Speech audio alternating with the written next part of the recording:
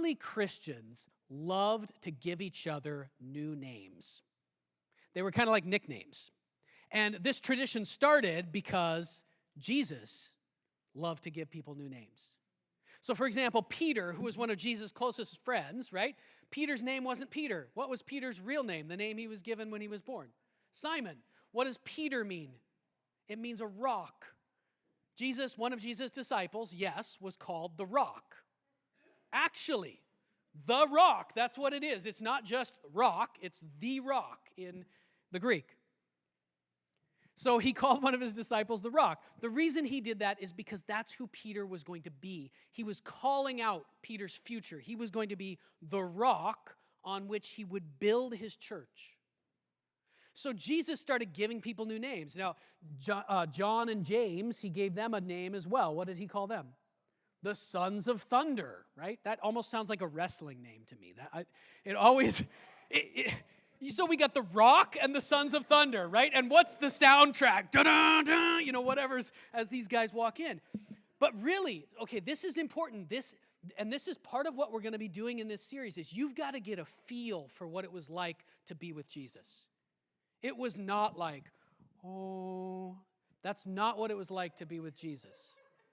It wasn't. It was not like, I'm not actually putting down, contemplative types of prayer or liturgical services, but that's not what it was like to be around Jesus most of the time. He's giving his friends wrestling names. Okay?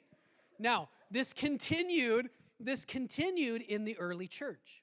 So, very famous early church fathers. There's one called Polycarp, who was a disciple of the Apostle John. That's a weird name to us today, but probably a couple of us in the room know what Polycarp means. What does it mean? Much fruit. Someone who's going to bear great fruit for the kingdom. This was a nickname. Another guy in the early church was named Ignatius. Anybody know what Ignatius means? It's Latin. Similar word is ignite in English. It means fiery. This guy was called fiery, okay? In the 100s, in the city of Antioch, the bishop of the guy who led the church of the whole city, his name was Fiery. That's what they called him. So they loved to give each other nicknames. This was super common. Now, Theophilus could be a nickname for a particular person in the early church, but I don't think so at all because of what it means. So say what it means again, one more time. It means the one who loves God. The lover of God.